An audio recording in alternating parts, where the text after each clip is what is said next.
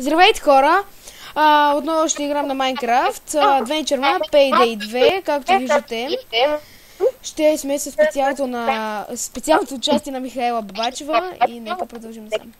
Специално участие ли съм? Много ясно, бе. Радвам се. Щом съм специален гост. Много ясно. Тези работи тук не ни интересуват. Тя не ме интересува. Така, продължаваме насам. Само трябва да наблюдам да не ми спре епизода. Safe House, Sortex. Добре, съм си го направил. Player 1, Pool. Може само 10 минути да снимаш, нали? Да. Аз се опитах да го направя повече време, обаче не стана. Такъв че бандика, ама просто. Трябва да си сковиш платен. Не е задължително.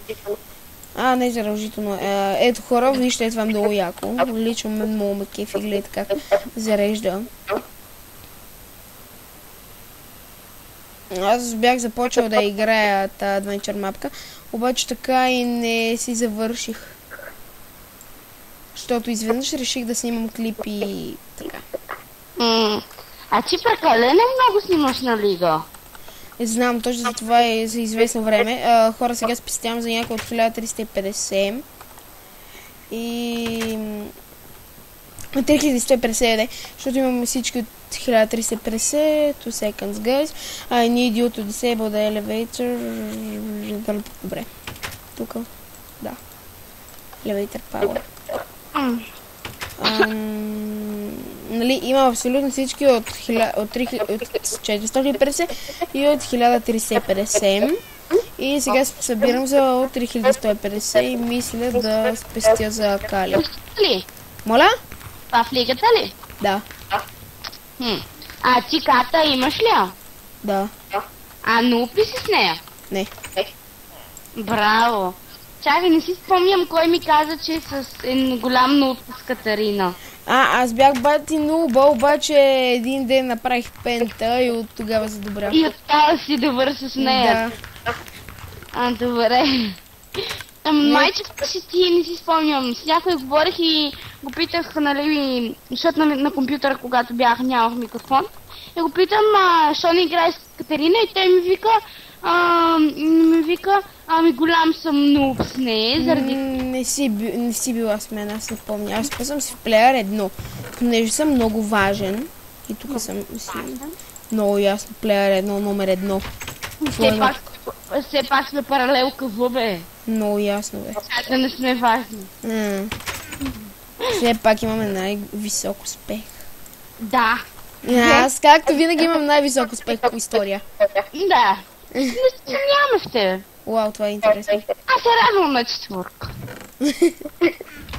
Аз се радвам на шестица. Такъв е живота. И сега, може би, ще има отдолу в коментарите за мен. Зубър. Това ли? Но ако стане нещо, такова не ми пука. Не е лошо да си умен и да учиш. Да, това не значи, че си зубър. Да, зубър е да зубриш. Да, защото този зубър е значи да научиш нещо, да ти изпиташ, да изкараш висока оценка и после да го забравиш. Да. Като Патрик. И да научиш нещо и да не го разбираш. Да, като Патрик. Да. Хора, това се казва хладилник. Мисля днеска Марти как го наби Патрика. Да, той днеска как се разрева. Разрева се като малко момиченце. Много ми е смешно обаче, като си сложи това на главата. Якито и поче да реве отдолу. Това е гадно. Малко уважение към другите трябва да се има. Той е по-чувствителен.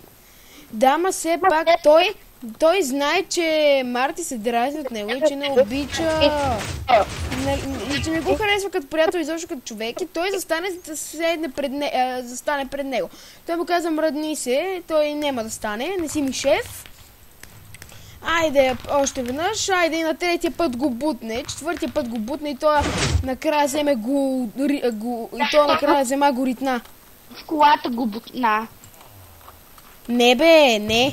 Патрик... Той в колата го бутна, иначе когато Патрик се разрева, тогава го удари. Не, слушай всъщност какво става. Извинете хора, че ви бъркаме в личните си въпроси, но въпреки това. Значи стана така. Патрик седи непрекъснато пред Марти, на него не му е приятно, но казва мръдни се. И той не се мръдва, бутна го. И Марти го бутна. Патрик казва не си ми шеф. Да, и не се мръдва. Марти го бутва и той го бута и той Патрик идва и почва и го ритва.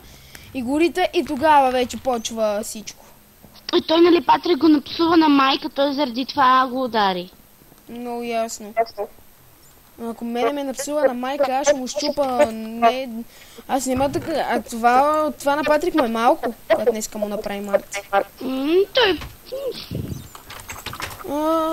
Извинете хора, че ще използвам такива думи. Надявам се малки деца да не гледат. Гей.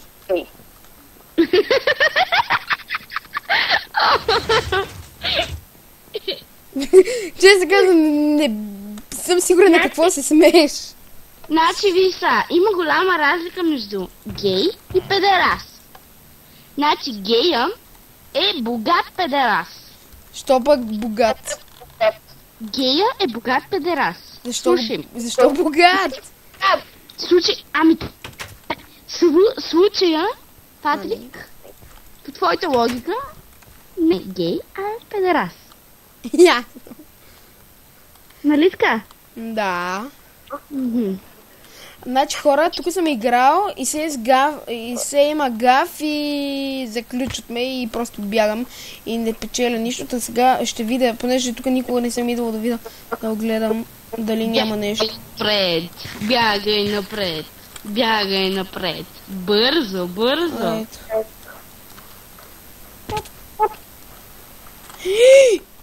Знаеш ли какво гледам? Какво? Русалките от Мако. Сериозно? Да, сериозно. Айде щупи се, бе! Хайде, бе, не чуваш ли? Щупи се. Това било стъкло. Пресли си са, купчето. Не си ми шеф. Да! Хора са майкшън. Умри пазач. С пазача ли се биеш? Да, той е някакъв булгофрен. Кадирник. Както винаги. Да. Се някой смотан. Да. Като Патрик. Колко си сигурен, че не е той? Няма да се чуда всъщност. Сега убих още един близън. Какво? Патрик на лаптоп ли е? Откъде да го знал този пидираст?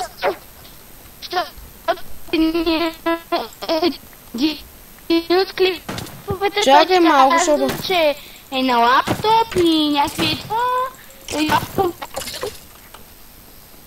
Забиваш малко. Не, че не, почти 10 минути, не, вече почти 9 минути снимаш. 8:32 и 34. Сигурно откачнали разговора и нали по-напред. Чухме по-рано от... Да. Значи хора сега от тук ще излезнем. Хоп. Добре. Това постижение не извикаха полицията. Юху! Това беше лудо. Браво, Коко! Заби ми Калинка в главата. Калинка, Калинка, Калинка, маяката ягода в градинка. Това е на руски това. Калинка, Калинка, Калинка, мая садо ягода, малинка, малинка. Аз това, в принцип в текста, нали, на листа. Да. Го пише Ката-ягода и аз си го пея Ката-ягода, защото все пак да запазим и руския дух. Нали? Да има нещо руско, макар идиотско. Ние сме русофили. Чакай само. Хора, до следващия